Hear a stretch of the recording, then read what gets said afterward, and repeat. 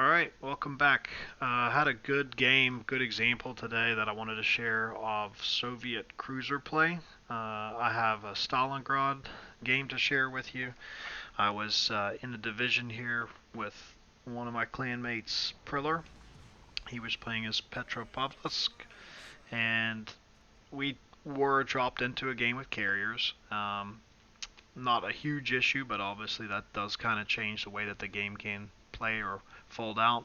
Generally, it's harder to be a destroyer in most of those games than anything because you can get focused or spotted, and there's not much you can do about it. So we figure out at the start of this game, we know we have to go to A. We have one boat out there. He was already politely asking for help, and most of the folks in the middle agreed to head that direction. So the first thing that I was trying to focus on was getting over there as quickly as possible. But then I realized, okay, I'm gonna get plane spotted, right? If these planes come anywhere near me, and I didn't want to be caught broadside before I had an idea or indication where their two battleships were. If you can see, they have a Yamato and a Shikishima, and those are both big shell, big caliber, big damage battleships. So I know where the Shikishima is, and I'm thinking I'm going to angle that direction to minimize the chance that he does get some shots into my broadside. And this serves another purpose in that I'm getting close to the B cap. So the guys at sea are obviously doing their thing. We're getting a decent push in terms of the amount of boats towards A. But this way, if I can get up towards B with a decent angle to not take too much damage, I can radar and support it.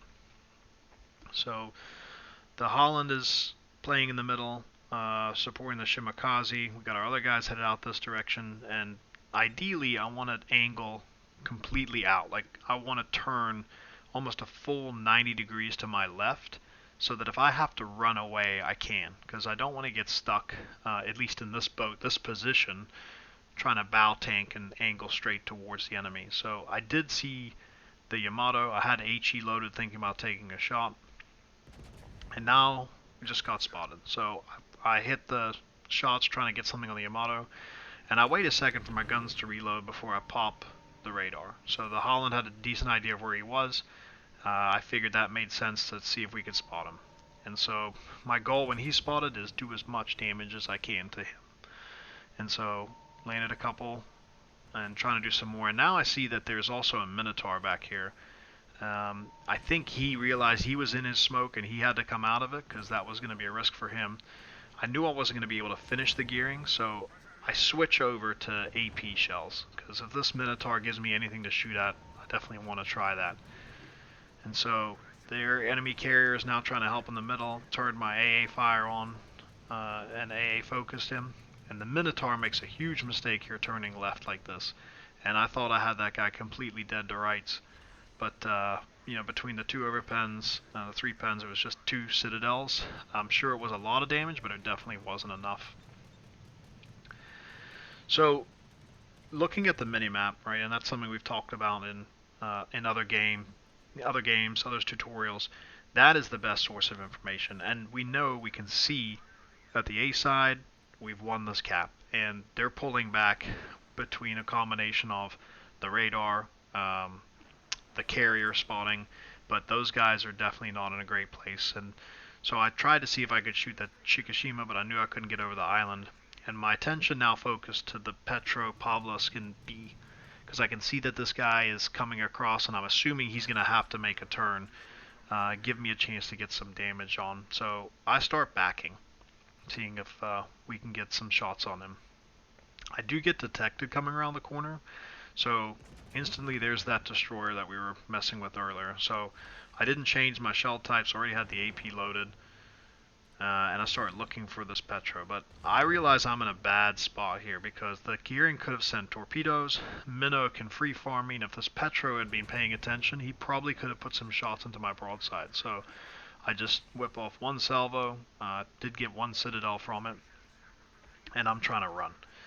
And so even though things are going well at A, the goal is not to peel around the E4 block or that corner, because I'd have a lot of boats to have to contend with. So I'm trying to take a minute here, catch my breath, get some repairs, and be able to position to still support the Shimakaze that's capping B, and hopefully get some damage on these boats that are all clustered up on the 12 o'clock of that B cap.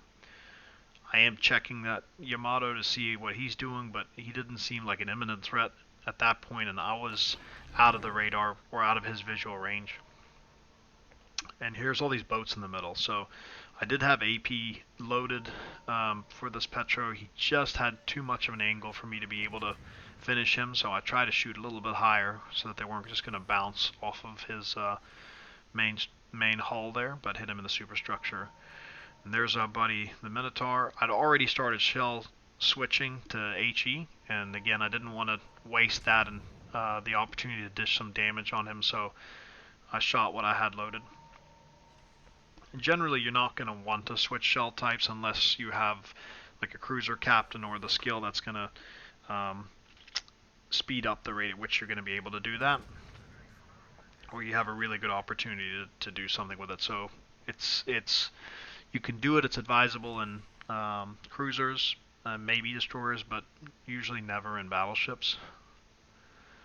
So I'm chunking this Petro. Had the chance to get off another salvo on him, and I see this gearing. I start paying attention to him because I think that Petro is going to die. Yep, and there he goes. So now, unfortunately, I'm looking for this gearing. The Shimakaze did not know that, and I'm assuming just panic smoked. But now we can't see him, right, which was a problem. And I was hoping we were going to be able to kill him, but he was headed a different direction. Fortunately, Minotaur also was peeling out, so nobody could see him. And again, I'm not in a great position because now that the enemy Minotaur is smoking up, firing over the islands, and he just has free shots of me. I think the carrier comes back over looking for our DD, and I get spotted because of that too. And so I actually decide like I need to get in a better position here. There's that gearing, so I'm going to look for him. And I keep coming across trying to watch my angle, seeing if there's anything I can do. Take some shots. I thought those were decent on that gearing, but he started turning at the last minute, so none of them connected. And at this point, I make a bit of a mistake because I see this Yamato coming down the 8-9 line, and I start thinking about getting in a better position for him. So I turn hard left to be able to get a good angle. Now what I forgot about was all those torps there. That other gearing that, or the Shimakaze I think it was? No, it was the gearing that we had spotted earlier, but we hadn't seen in quite a while. So this guy would have had fantastic torpedoes on me if I just held that angle, but again, you know, people ask all the time what's the best way to avoid torpedoes. It's to be a little bit unpredictable. So even though I was trying to angle for the Yamato, the Zao came out, and he was fairly low, and I thought we stood a good chance to kill him. So I dished some damage. The Minotaur is ripping him as fast as he can. Planes are coming in to attack me, and I just did send one more salvo just in case the Minotaur didn't make it, which again, he's broadside, so he died because of that. And Zao got deleted.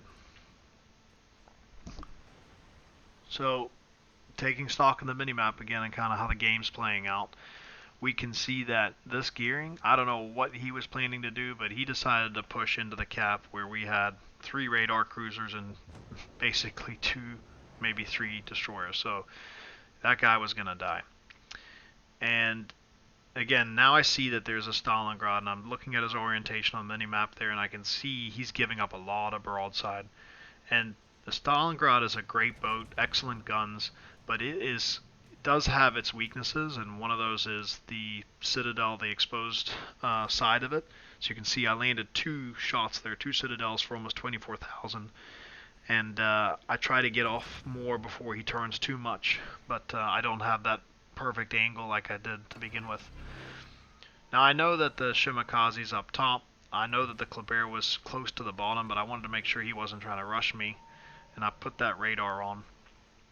He does get spotted there. He's working against the carrier, and at this point in the game, I'm thinking about this Yamato and looking at our scoreboard at the top there in terms of how many boats we've lost compared to them.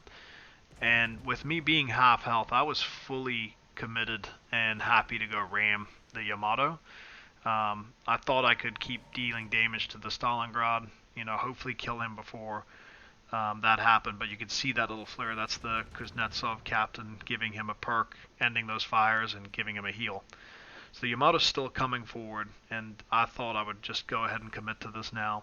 But I do look at the minimap, and I see I've got two DDs really close to me, and I wasn't going to be guaranteed sinking this Yamato. If he had ram flags on, almost, I want to say he was like, what, three-quarter health there. So at this point, I think the DDs even call out and say, look, stop, go back. And I wanted to wait and see, yes, any damage that they could dish to him, that's great for me, right? Because it just increases the chance. So the Yamato's just really parked himself in behind that island, because if I came around, I still would have to give up quite a bit of my nose. And I could have been killed by this Yamato if his guns were pointing, looking for me. So they asked me to get back, and I agree, and the Shima tries to get him from the backside, and at this point he's probably proximity detected, so if you're within 2 kilometers of the target, they're going to see you. And so now he sees the Shima coming, the Yamato starts peeling forward, the Kleber all of a sudden has popped up again, and our gearing is also going to make a run. So the Shima gets some torps off, but he gets deleted. The gearing fires all his torpedoes, so I'm thinking I might have to come finish this kill, but as soon as I see that done, I shift to the Kleber, because I can see this guy now is going to come charge us, and the Kleber has decent hitting, short range, faster torpedoes, so first I thought about going straight at him, and then I thought, no, I'm going to try peel as best that I can away. He's too fast for me to even get my guns ready for, so I stopped worrying about him. And I started looking at the map, and I see what can I hit. Like, here comes some aircraft to deal with again. The Kleber's behind me. You can see his torps just went off. I'm not super worried about those carrier torpedoes. Did a little bit of damage, but I am more worried about this Kleber coming around the other side and trying to use his other set of torps. So I'm calling out to my division mate, hey, please watch for that Kleber, see if you can hit him. And here's that Stalingrad again, right? Giving up a good amount of angle for me. Carriers coming, so at this point I'm going to use everything I got left in terms of AA fire. The game's, we're 2 minutes away from winning. That was an interesting citadel. I was kind of surprised, to be honest, that I got it, but I think it was just enough of an angle where it didn't bounce and it hit him in the sweet spot. So Carrier's sending everything he's got now. The Kleber is trying to charge in that middle cap. And I can see the carrier's backing, so I just stop. And I wait for him to do that because, again, probably from his view, he can't tell that he's exposing himself as badly as he is. And I had AP loaded. I'm just going to see what I can do with citadels and damage. And it was good damage there. And at this point, he's realized, oops, like, now I'm exposed. And he's got a Holland behind him. And so he realizes I got to run from that. So get my first Confederate award there. Keep dishing damage, and now I gotta charge him, right, because I've got these carriers coming, or planes coming again too. There goes the high caliber award, and last shots here. Boom. So I learned my lesson last time from trying to use replays and not getting any clips or screenshots. And so this was the aftermath of that Stalingrad battle, and you can see it was a great game. Over 200,000 damage dealt, had the Confederate award, the high caliber, the dreadnought, shot down planes, landed citadels, got kills. It was a great game. The base XP was over 3,000, which is really high. I think anytime you're getting games over 2,000, you're doing a good job. And you can see it was, also tanked a fair amount of damage too. It was 1.7 million. So I was very proud of that game, and it was a fun one to get to share. This is taking a quick peek at the boat and the captain, if you have any interest in that. So I just wanted to point out what I was talking about with the Citadel earlier. for that guy that I hit that other Stalingrad. You can see when you start stripping away some of these layers, this is kind of a cool feature. They have that in the game. All of this is places where you can get easily citadeled, and so it does have good armor around this boat, but that is something that you do need to be careful of. As far as modules and equipment, um, because this boat is built around guns, I run main armaments mod 1. The surveillance radar modification one, it just makes the radar even more potent, adds 20% to it. You can get that in the armory. I'll show you as soon as I get out of talking about these modules. Improving, again, the guns, the accuracy. And I like this damage control system mod too, because you're very often spotted, and a lot of people love killing steel boats or love killing tanky boats. So I run that on there just to kind of help with the damage mitigation. Concealment, right? Try to get it as close as I can to detection range and radar range. And lastly, I like the main battery reload time. So instead of making my range even further, just reducing the amount of time it takes to reload. We talked about getting that radar perk. So in the armory, you should have where is it? Customizations here. This is the category you can use to purchase any of those things you want, and here's the radar one. And often it'll give you a coupon. You can use the coupon to reduce it, but those are some very useful upgrades. As far as the captain goes, so it's not quite a maxed captain, but this is that Kuznetsov. That's the same guy that was in the other Stalin and probably saved his life. There's a perk here that you get obviously an added consumable if you get first blood, so that's really neat. And this is will for victory. This is kind of like a last stand or ability where if you've taken a lot of damage, you can still live through it, and it's going to give you almost a bonus heal and remove any fires, anything you got on you. So that's definitely helpful. But the way I built it, grease the gears, so improve the traverse time. Shell switching, gun feeder, that's something we talked about earlier, right? If you have the perks, if you have the ability, very helpful. And last stand, and I do like that one because it's relatively cheap. It's only 1 point, and it definitely helps because you'll find in cruisers, whether you're running away, your steering, your engines tend to get cracked and taken out pretty easily. I did use consumables enhancement because that again buffs the radar and doesn't stack, so it doesn't go because you have the 20% on your radar calculating out the 20% and then putting 10% on that. It's based on the base time, so just be aware of that if you're looking at it. Adrenaline rush, again, really like that one, improving the reload time. Superintendent, because love the extra heal, love the extra radar, and further concealment. And this last one, top grade gunner. So it's less about that secondary battery reload time and more about the main battery. So it says increases the reload speed of the main battery if there's a visible ship within your ship's standard detection range.